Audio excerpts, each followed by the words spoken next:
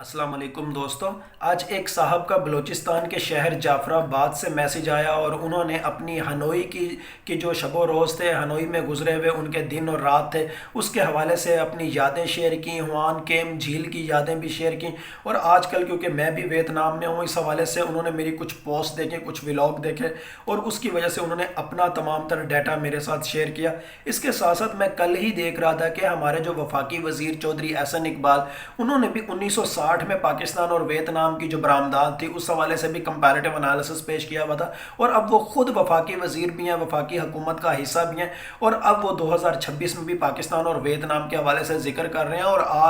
आज 20 जुलाई को भी मैंने ये कुछ डाटा देखा जिसके अंदर पाकिस्तान, बांग्लादेश और वियतनाम का ही कंपैरेटिव एनालिसिस मुख्तलिफ चैनल्स पर पेश किया जा रहा था और कहा जा रहा था कि देखें बांग्लादेश भी कितना आगे निकल गया, वियतनाम भी कितना आगे निकल गया, लेकिन पाकिस्तान बहुत ज़्यादा पीछे रह चुका है। और इस वक्त चूँकि मैं वियतनाम में हूँ और आज सवाल भी एक ऐसा रिसीव हुआ जिसमें कुछ प्रेडिक्शंस पूछी गई, कुछ अपने हवाले से जायचा या कैलकुलेशंस के हवाले से पूछा गया, लेकिन उसमें बहुत सारी बातें अमूमी नौयत की थी। और मैंने इस चैनल के ऊपर क्योंकि वो तमाम तर सवालात ऐड करने के हवाले से डिसाइड किया जिसमें अमूमी नौयत की पेश गोइयाँ भी की जा सकें। और इन साहब का सवाल, अगर इनके सवाल का न्यूमरोलॉजिकल एनालिसिस हम न्यूमरोलॉजिकल जियोमेंसी के 3 नंबर 6, 1 एंड 2 के अकॉर्डिंग करें तो 6, 1 एंड 2 को अगर इक्वल करें तो वो 9 के ऊपर आता है। और नौवीं शक्ल कॉन्फिडेंस को जाहिर करती है, काबिल रश्क सक्सेस को जाहिर करती है। इतनी सक्सेस होती है कि या तो लोग रश्क करते हैं या फिर हसद करते हैं, और जादू टोना बिल्कुल भी असर नहीं करता और बहुत ज़्यादा कॉन्फिडेंस भी होता है। और इसी ज़मन में अगर हम पाकिस्तान और वियतनाम का एनालिसिस भी करें,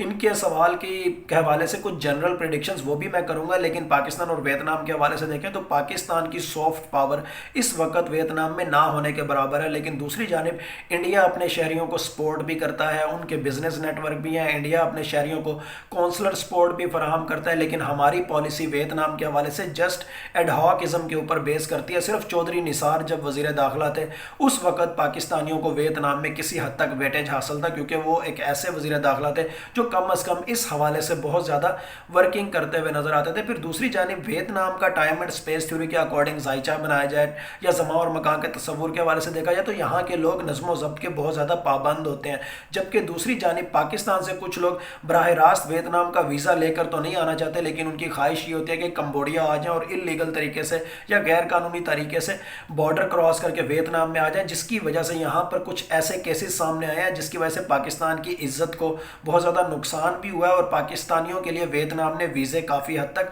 रिस्ट्रिक्ट भी कर दिए हैं। खैर, हमारे मुल्क की इज्जत भी हमारे हाथ में होती है और हमारा गलत एक्ट हमारे मुल्क को ही नुकसान पहुँचाता है। और पाकिस्तानियों को इस वक्त अगर कहीं आने जाने में वीज़ा प्रॉब्लम्स हो रही हैं तो वो सिर्फ और सिर्फ साबका पाकिस्तानियों की हरकत की वजह से ही हो रही हैं। जबकि दूसरी जानिब इंडियंस अगर कुछ गलत भी करते हैं तो कम अज़ कम उनकी गवर्नमेंट उनको सपोर्ट करती है। लेकिन हमारे यहाँ गवर्नमेंट के कुछ और ही मकासद हैं शायद, या गवर्नमेंट में बैठे हुए लोग शायद किसी और मकसद के लिए आते हैं, वो ओवरसीज़ पाकिस्तानियों को सपोर्ट करते हुए नज़र नहीं आती। फिर इसके साथ साथ इन साहब ने जो बातें पूछी हैं, अब उस हवाले से अगर हम जनरल बात करें तो इस वक्त ना सिर्फ इन साहब का ताल्लुक बलूचिस्तान के शहर जाफराबाद से है, ना सिर्फ इन साहब को बल्कि पाकिस्तान के अंदर मेजॉरिटी तबका जो हुनरमंद है, जो खाने पकाने के हवाले से माहिर है, जो कुकिंग के हवाले से माहिर है, जो होटल इंडस्ट्री में माहिर है, जो टूरिज्म के हवाले से लोगों को डील कर सकता है, या कोई भी हुनर है, उनके लिए इस वक्त वियतनाम बहुत ज़्यादा आइडियलाइज हो सकता है। पाकिस्तानियों का जायचा अगर वियतनाम के अकॉर्डिंग देखा जाए तो वियतनाम पाकिस्तानियों के लिए एक बेस्ट अपॉर्चुनिटी हो सकता है, लेकिन उसको लीगल वे में अडॉप्ट किया जाए।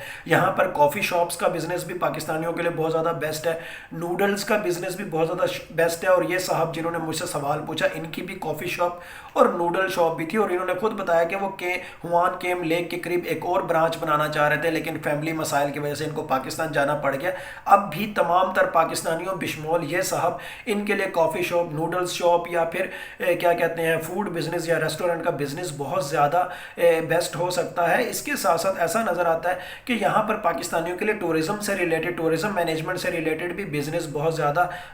ग्रो कर सकता है। और यहाँ पर पाकिस्तानी अगर कोई बिजनेस करेंगे भी तो जनरली मैं आपको बता देता हूँ कि उनको इंडियन कस्टमर बहुत ज़्यादा मिलेंगे, क्योंकि इंडियंस का यहाँ पर आना पाकिस्तानियों की निस्बत बहुत ज़्यादा ईजी है। पाकिस्तानियों को ना तो कौंसलर सपोर्ट फराहम की जाती है, और दूसरी बात है कि पाकिस्तानियों के लिए वियतनाम का वीज़ा लेना भी जान जोखों से कम नहीं। फिर इसके साथ साथ पाकिस्तानी वो तमाम लोग जिनके अंदर कल्चरल अडॉप्टेबिलिटी की सेंस है, वो हर कल्चर के अंदर एडजस्ट हो जाते हैं, वो हर कल्चर को अडॉप्ट करने की صلاحیت رکھتے ہیں وہ ویتنام کے اندر سکسیسفل ہو سکتے ہیں. جو سیاست پر بات کرے گا، جو مذہب پر بات کرے گا، اس کی ویتنامی سوسائٹی کے اندر کوئی بھی جگہ نہیں. یہاں صرف اور صرف معیشت کے اوپر بات ہوتی ہے، اور معیشت کے حوالے سے میں کئی دفعہ آپ کو کچھ احادیث کا مفہوم بھی بتا چکا ہوں. جیسے ایک حدیث کا مفہوم ہے کہ انسان کی آزادی اس کی معیشت سے شروع ہوتی ہے، اور نہج البلاغہ میں مولا علی کا بھی ارشاد ہے کہ جس کی معیشت اچھی نہیں اس کی معاشرت اچھی نہیں. اور یہاں پر ان صاحب نے بتایا کہ بلوچستان کے شہر جعفر آباد سے کچھ اور لوگ بھی ہیں جو یہاں پر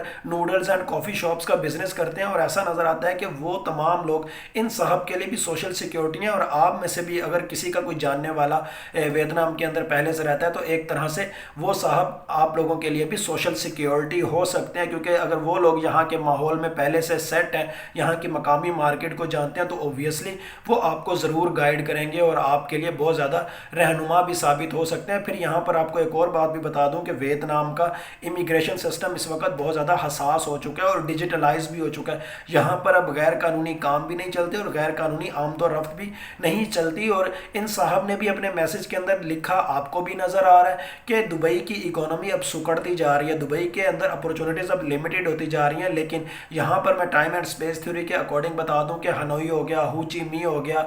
دانانگ ہو گیا، یا باقی کے جتنے بھی شہر ہیں، پورے کا پورا ویتنام پاکستانیوں کے لیے بہت زیادہ صحت مند ماحول بھی رکھتا ہے، صحت مند اکانومی بھی رکھتا ہے، اور پاکستانی ہر ہنرمند پاکستانی یہاں آ کر ایزیلی ایڈجسٹ بھی ہو سکتے ہیں. اور ویتنام پورے کا پورا فیملیز کے لیے بھی بہت زیادہ سیکیور ہے. یہاں پر ایسے کوئی مسائل بھی نہیں ہیں جو فیملی سے ریلیٹڈ ہمیں پاکستان میں دیکھنے کو ملتے ہیں یا ہمیں کہیں نہ کہیں کسی اور ملک کے اندر دیکھنے کو ملتے ہیں. یہاں پر اگر آپ سیٹل ہوتے ہیں یا پہلے خود ہوتے ہیں بعد میں آپ فیملی کو بلا لیتے ہیں تو یہ فیملی کے لیے بہت زیادہ بلیسڈ کنٹری ثابت ہونے والا ہے. پھر ان صاحب نے اپنی لوکیلٹی مسجد نور کے قریب لکھا، اور مسجد نور یہاں پر تقریباً 18ویں صدی میں مسلمان تاجروں نے بنائی تھی، آج تک بھی وہ آباد ہے. اور مسجد نور کے ارد گرد کا ماحول بہت زیادہ روحانی ہے، اور اس کے سامنے والی سائڈ پر ایک بدھسٹ ٹیمپل بھی ہے جس کو یہاں پر پگوڈا کہا جاتا ہے. ہر دو صورتوں میں وہاں پر ریلیجیس ٹورزم زیادہ ہے، مسلمان ٹورسٹ وہاں پر اس علاقے میں زیادہ آتے ہیں، اور اسی وجہ سے بھی کافی شاپ یا انڈین ریسٹورنٹ یا مسلمان یا حلال کھانوں کے ریسٹورنٹ اس علاقے کے اندر بہت زیادہ چل سکتے ہیں. اور ہر پاکستانی کے لیے جنرلی جو ویتنام میں آنا چاہتا ہے، ایسا نظر آتا ہے کہ پاکستانیوں کا عمومی ذائچہ ویتنام سفر کے لیے اگر بنایا جائے تو ہر پاکستانی کو یہاں پر 18 مہینے کا پیریڈ چاہیے ہوگا. 18 مہینے اس کے لیے گولڈن ہوں گے، اور ود ان 18 منتھ وہ اپنے آپ کو بہت زیادہ اکنومیکلی اسٹیبل کر لے گا، بہت زیادہ اپنے آپ کو سیٹل ڈاؤن کر لے گا. لیکن یہاں پر ہر پاکستانی کو سائیکولوجیکلی اپنا امیج محرومی والا بالکل بھی نہیں رکھنا،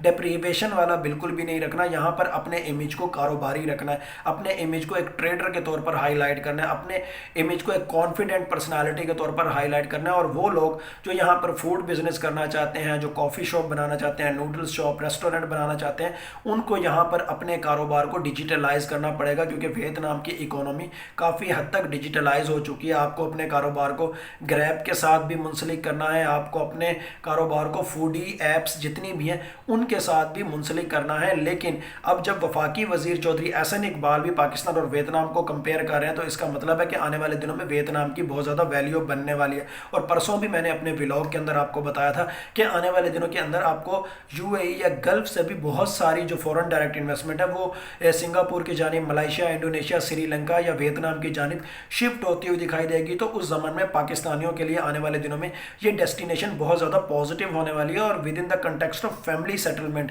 یہ اور بھی زیادہ بیسٹ ہونے والی ہے. اور یہ جو بھی میں نے آپ کے سامنے پریڈکشنز کی یا انالیسس پیش کیا ان صاحب کے سوال کے اکارڈنگ، ان کو تو میں نے ان کی نیومرولوجیکل کیلکولیشنز کے اکارڈنگ آگاہ کر دیا تھا، لیکن ان کے سوال کے اندر جو جنرل پریڈکشنز تھیں وہ میں نے آپ کے سامنے پیش کی. لیکن پھر بھی یہی کہوں گا، ہوتا وہی ہے جو اللہ تعالیٰ چاہتے ہیں. اللہ تعالیٰ چاہیں تو یہ سب کچھ ہو، اللہ تعالیٰ چاہیں تو کچھ بھی نہ ہو، اللہ تعالیٰ چاہیں تو کچھ ہو اور کچھ نہ ہو. بلا شبہ غیب کا علم صرف اور صرف اللہ تعالیٰ کی ذات کو ہے. Thank you so much.